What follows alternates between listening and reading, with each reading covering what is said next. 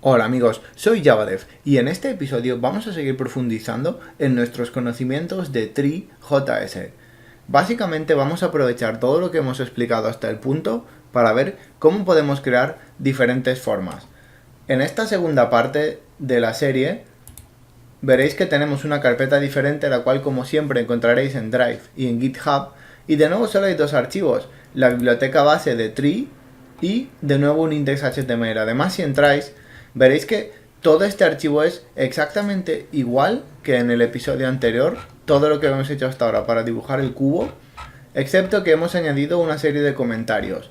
Para que os hagáis a la idea, creo que ya lo expliqué, pero esencialmente un comentario es un fragmento de texto que no se ejecuta como código, es decir, cuando marcamos cualquier línea de código con dos barras, tal que así, o ponemos una barra asterisco y luego más abajo un asterisco barra, todo lo que hay en medio se convierte en comentario. Esto nos sirve para dejarnos anotaciones útiles o si hay un trozo de código que no queremos borrar, pero que tampoco queremos que se ejecute por ahora, lo podemos comentar. Y de esta forma os he dejado aquí encerrados varios tipos de geometría, varias formas 3D para que veamos cuáles son. Por supuesto el archivo daría, digamos, este resultado de aquí, que ahora mismo no hay nada porque, si os fijáis atentamente, todas las geometrías posibles están comentadas. Con lo cual podemos empezar, si queréis. Vamos a descomentar el cubo, que es simplemente quitando el comentario. Veis que para Visual Studio el código se ha encendido, así que vamos a probar. Como veis, ahí está el cubo, está rotando, perfecto. Recordaréis que el cubo ya lo explicamos, no tiene ningún misterio. En los parámetros del constructor del objeto Tree.js podemos definir el ancho, el alto, la profundidad, los segmentos de anchura, los segmentos de altura y los segmentos de profundidad. Un objeto 3D completamente normal, ¿de acuerdo? Hasta aquí ningún misterio. Podemos seguir más abajo. La siguiente forma que tenemos es la esfera. Esto de nuevo probablemente no os parezca nada increíble. Voy a descomentar, guardo, cargo y como veis tenemos una esfera. Vemos la esfera con este tipo de color porque recordad que estamos usando como material el Mesh Normal Material, que es justo lo que estáis viendo. Es esta esfera arcoiris. Bien, una esfera, como os digo, ningún misterio. Los parámetros son el radio, los fragmentos de anchura y los segmentos de altura.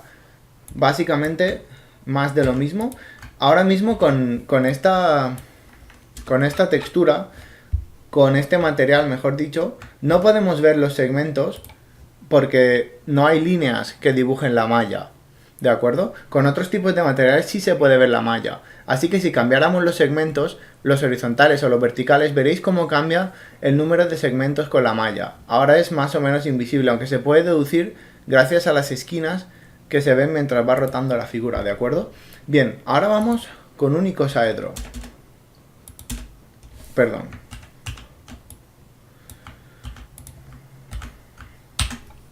Bien, ¿qué es un icosaedro?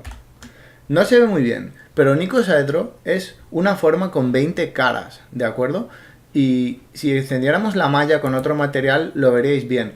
Y esencialmente solo podemos definir el radio y el nivel de detalle.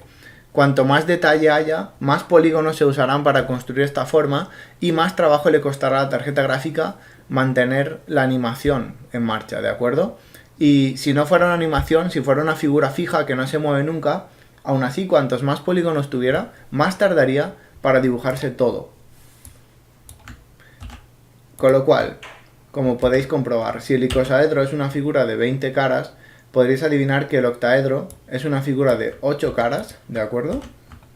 Probablemente no veréis mucha diferencia, aunque sí que se nota un poco menos angulosa. Ya os digo, si la malla no se aprecia muy bien, ¿de acuerdo? Y por cierto, el tetraedro también adivinaréis que es una figura de 10 caras, casi igual que la de 8. De nuevo no se ve mucha diferencia, aunque veis que en este caso Tree.js ha decidido hacerlo de otra manera. En cualquier caso, como veis, todos estos objetos comparten las mismas propiedades en su constructor. Siempre hay un radio en píxeles y un detalle, ¿de acuerdo?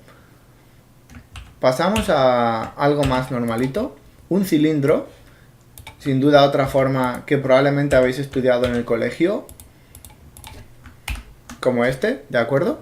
Un cilindro, bien. El cilindro es una de las formas que tiene más propiedades en su constructor. Tenemos el radius top, que es el radio de la parte de arriba, que es lo que estamos viendo ahora mismo en pantalla.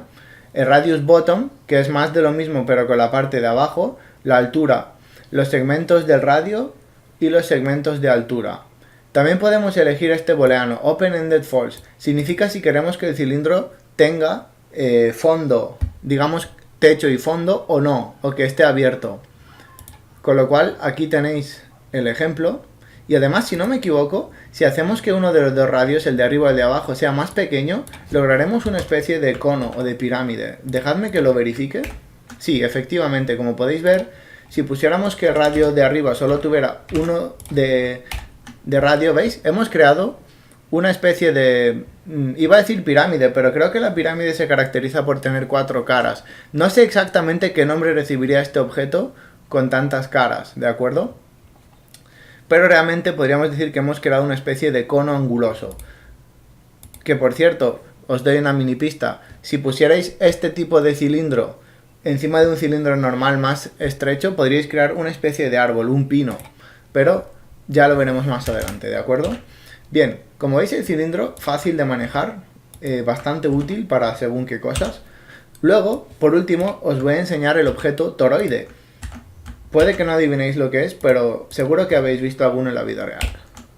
Y efectivamente, podéis llamarlo flotador, rosquilla, o por su nombre comercial un donut, o como sea, ¿de acuerdo? Pero esto es un toroide esencialmente.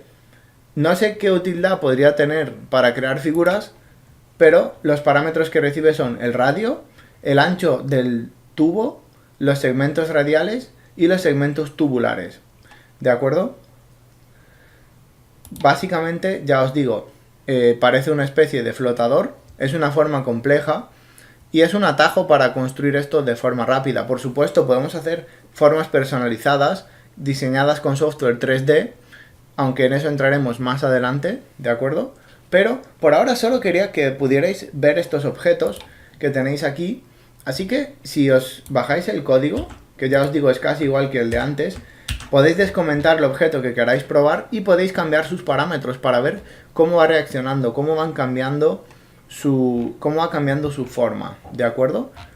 Esto puede servir para ciertos objetos básicos. En un ejemplo próximo intentaremos crear una ciudad 3D usando solo rectángulos o cubos, mejor dicho, y eso es una forma súper sencilla de empezar a trabajar con el 3D sin tener que usar un software de modelado complejo o otro tipo de preocupaciones que ya tendremos más adelante.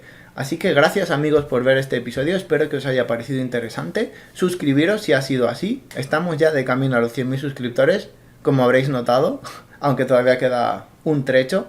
Y por supuesto, si os parece interesante podéis ir a Patreon y hacer una pequeña donación, propina, como queráis llamarlo, de $1, que es lo que actualmente ayuda a pagar la página web. Así que gracias amigos por ver la serie, nos vemos en el próximo episodio. ¡Hasta luego!